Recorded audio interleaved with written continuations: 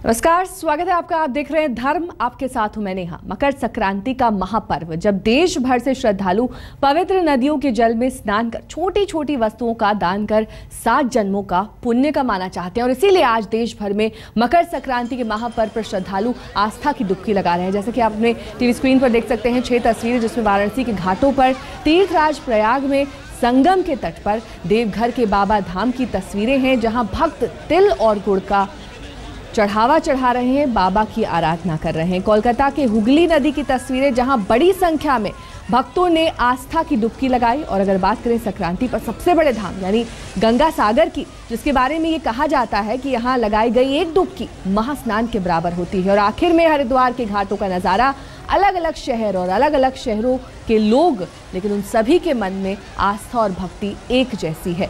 आज के दिन स्नान दान कर 7 जन्मों का पुण्य कमाने की लालसा सभी में है।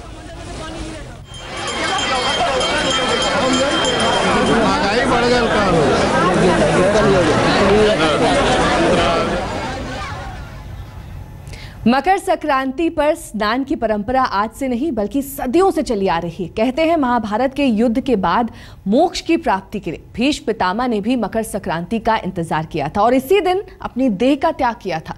इतना ही नहीं, मकर संक्रांति के दिन ही गंगा जी भागीरथ के पीछे पीछे चलकर कपिल मुनि के आश्रम से होकर सागर में जा मिली थी।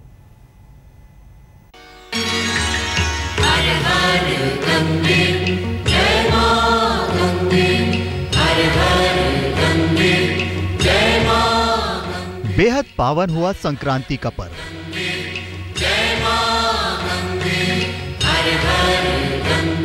सूरज की किरणों से बरसेगा अमृत। जय जय गंगा माता जो तेरी, गंगा में लगाई एक डुबकी दिलाएगी 33 करोड़ देवी देवताओं का आशीर्वाद। उत्तरायण के सूर्य से वरदान पाने का पर्व है मकर संक्रांति। सूरज की किरणों से बरसने वाले अमृत को जीवन में समा लेने का दिन है मकर संक्रांति। मकर संक्रांति यानी वो दिन जब सूरज की पहली किरणों से जग का ही नहीं, मनुष्य के भीतर का भी अंधेरा दूर हो जाता है। गंगा यमुना का पावन जल धो देता है सब पाप और फिर होगा उम्मीदों का नया सवेरा। सूर्य की ये उत्तरायण गति होती ही इतनी खास है कि भक्त इसका इंतजार साल भर करते हैं। ये दिन होता है पवित्र नदियों के जल में स्नान कर दान करने का। ये दिन होता है अपने सभी प्रकार के दोष को दूर करने का। और यही वजह है कि देश भर के अलग अलग शहरों में भक्त बड़ी संख्या में घाटों व पवित्र नदियों के तट पर इकट्ठा होकर गंगा में डुबकी लगाते हैं। इनमें सबसे ज्यादा महत्व इलाहाबाद के संगम तट और पश्चिम बंगाल में गंगा सागर में स्नान को माना गया है। पुराणों के अनुसार गंगा को धरती पर लाने वाले राजा भगीरथ ने इसी दिन अपने पूर्वजों का तिल से तर्पण किया था और तर्पण के बाद गंगा इसी दिन सागर में समा गई थी और इसीलिए गंगा सागर में मकर संक्रांति के दिन मेला लगता है। देश के कोने कोने से अलग अलग परंपराओं, भाषाओं, संस्कारों व संप्रदायों के लोग आज के दिन गंगा सागर पहुँचते हैं। इसे बहुत ही अच्छा लगा, बहुत संतोषी मिली कि हाँ हमने कुछ कर लिया। लेकिन काफ़ी एज हमारी कम है, लेकिन मम्मी पापा के साथ हमने आया है। मुझे लगा कि लाओ हम भी चलना चाहिए, उनका सपोर्ट मुझे मिला और मुझे ये लगा कि हमने बहुत कुछ आज कर लिया है। इस बार मंदिर में आके यहाँ इतनी संतुष्टि मिली है, इतनी शांति मिली है। यहाँ भीड़ भी देख के लग रहा कि हाँ यहाँ का कुछ तो है, कुछ बात है जरूर इस गंगा स्थान में, गंगा के नदी में, कि यहाँ इतने श्रद्धालु लोग जुटे हुए हैं कि इससे ये लगता है कि हाँ ये गंगे में है, पवित्र है। मकर संक्रांति उन गिने चुने त्योहारों में से एक है जब पूरे देश में एक साथ ये पर्व अलग अलग नाम से मनाया जाता है। बिहार, झारखंड, बंगाल में संक्रांति, उत्तर प्रदेश में खिचड़ी, पंजाब में लोहड़ी, असम में बिहू, तो दक्षिण भारत में पोंगल की धूम रहती है। और यही वजह है कि देश भर के अलग अलग शहरों में लोग घाटों पर इकट्ठा होकर स्नान दान कर संक्रांति के पर्व का पुण्य कमाते हैं। तो हमारे शास्त्र पद्म स्कंद पुराण में कहा गया कि जब सूर्य मकर राशि में प्रवेश करता है तो उस समय उत्तरायण माना जाता है। ये पर्व दिन होता है जिसमें देवताओं की दिन आरंभ होता है। और इस बार जो मंगलवार को योग बना है, गुज केसरी योग भी उसमें है और चतुर्दशी मंगलवार भी है। तो ऐसा योग 142 वर्षों बाद बना है, जिसमें जो भी दान पुण्य करेंगे उसमें 1 लाख गौओं के दान के फल की प्राप्ति होगी। वही गंगा किनारे हमारे शास्त्रों में गंगा में डुबकी लगाने से इसमें 1000 गुना का फल की प्राप्ति इस बार योग इस तरह का बना है। तो इसमें जो भी दान पुण्य करेंगे, खास करके कंबल का दान करें, खिचड़ी का दान करें, वही गरीबों को तिल गुड़ का दान करें और साथ ही जो हनुमान जी उनको 1.25 किलो कम से कम लड्डू का भोग लगाएं। पौराणिक मान्यता के अनुसार महाभारत काल में भीष्म पितामह ने भी अपनी देह त्यागने के लिए मकर संक्रांति के दिन का ही इंतजार किया था।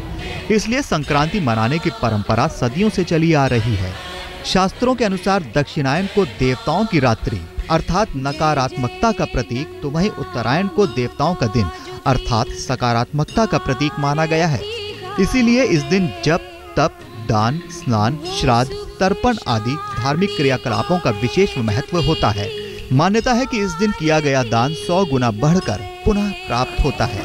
इस दिन शुद्ध घी एवं कंबल दान मोक्ष की प्राप्ति करवाता है। आज तक ब्यूरो।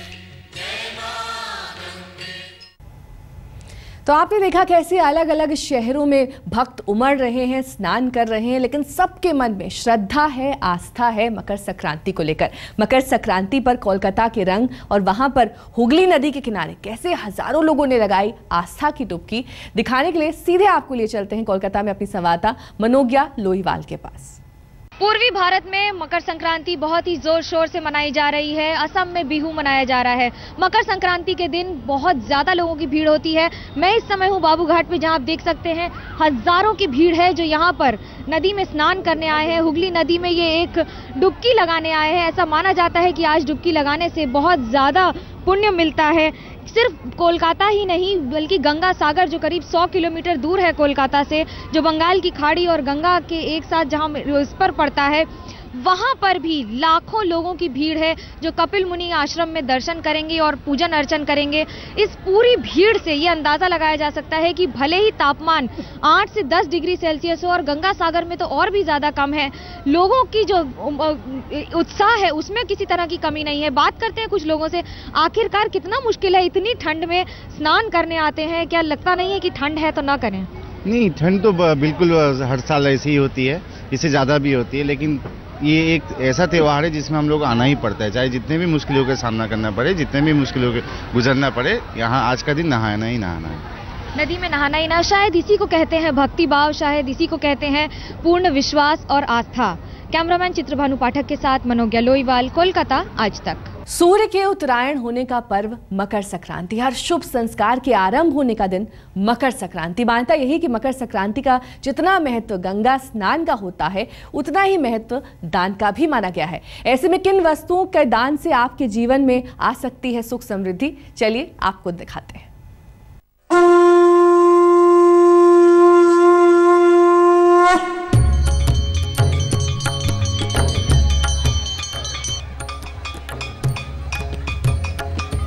मकर संक्रांति पर गंगा में डुबकी लगाकर और सूर्य देव की आराधना कर उनसे वरदान तो आप ले ही चुके होंगे। हरि ओम, हरि ओम, हरि ओम। सिर्फ स्नान से नहीं बनेगी बात, क्योंकि ये पर्व है दान का। सही विधि से किया गया दान सूर्य जैसी किस्मत दे सकता है आपको।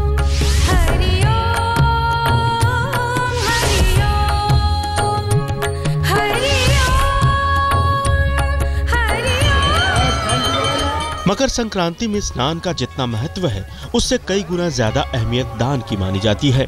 दरअसल संक्रांति के दिन ही सूर्य मकर राशि में प्रवेश कर उत्तरायण हो जाते हैं।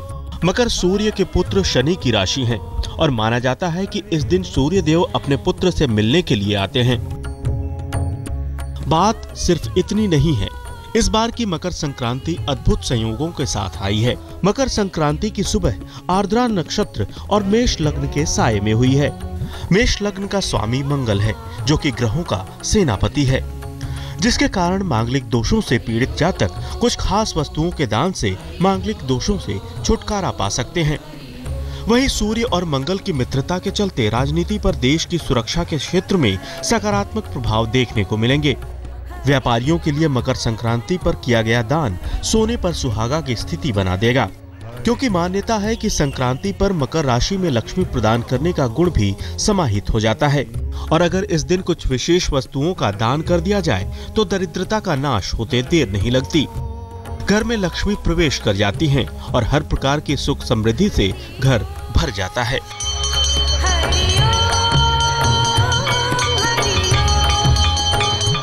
कहते हैं अगर शुभ मुहूर्त में दान किया जाए तो सूर्य देव तो वरदान देंगे ही, शनि भी प्रसन्न होकर अपनी कृपा भक्तों पर बरसाने लगेंगे।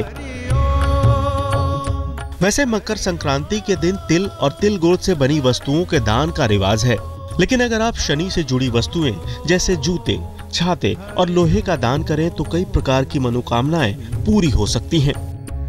मकर संक्रांति के पावन अवसर पर बाबा बैद्यनाथ जी के यहाँ देश विदेश से श्रद्धालु लोग आते हैं और बाबा बैद्यनाथ जी को दही चूड़ा और तिल का लड्डू भोग लगता है। और आज का दिन दही चूड़ा और तिल का लड्डू खाने की प्रथा हमारी बहुत प्राचीन परंपरा से चली आ रही है और उसका निर्वहन आज तक हम लोग करते आ रहे हैं। छोटी छोटी वस्तुओं का दान आपकी किस्मत को चमका सकता है और आपकी खुशियों की राह में आने वाले रोड़े और मुसीबतों को हटा सकता है।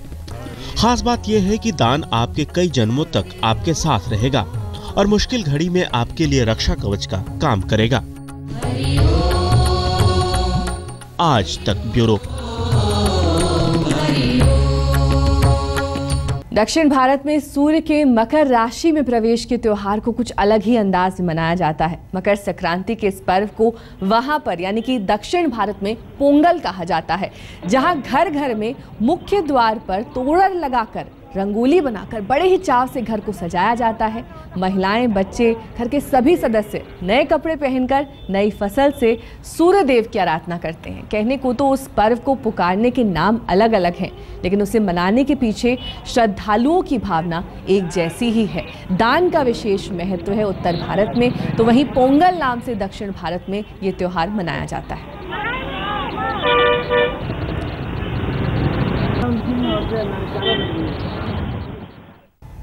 4 दिनों तक मनाए जाने वाले इस पर्व के रंग को देखने के लिए सीधे आपको लिए चलते हैं चेन्नई में अपनी संवाददाता प्रियंवदा के पास। मकर संक्रांति के दिन से सूर्य की उत्तरायण गति प्रारंभ होती है, इसलिए इसे उत्तरायण भी कहा जाता है। तमिलनाडु में इसे पोंगल के रूप में मनाया जाता है और जैसे आप देख रहे हैं सूर्य को अन्न धन्य के देवता के रूप में उनकी पूजा की जाती है और जिसमें सूर्य देव को नए अन्न से बने मीठे पकवान को भोग लगाया जाता है, जिसे पोंगल कहते हैं और इसी के नाम पर इस त्योहार का नाम पोंगल पड़ा है। मान्यता है कि पोंगल के त्योहार से ही तमिलनाडु में नए वर्ष का आरंभ होता है और इस त्योहार को 4 दिन तक मनाया जाता है। यहाँ तमिलनाडु है और तमिलनाडु में और हजारों साल पुरानी है ये परंपरा, पोंगल मनाने की परंपरा। और जैसे आप देख रहे हैं पोंगल के दिन में आम के पल्लव और नारियल के पत्ते से घर के दरवाजे पर तोरण बनाई जाती है और घर की महिलाएं जैसे आप देख रही है रंगोली, यहाँ इसे कोलम बोलते हैं, रंगोली अपने घर के मुख्य द्वार के बाहर रंगोली बनाती है। और आज का दिन इतना महत्वपूर्ण है कि पूरे तमिलनाडु में सूर्य देवता को प्रेयर करते हैं, उनके लिए ये पूरा पूजा करते हैं और आज का दिन लोग नए कपड़े पहनकर पोंगल और मिठाई सबको देते हैं। प्रियंवदा, चेन्नई, आज तक।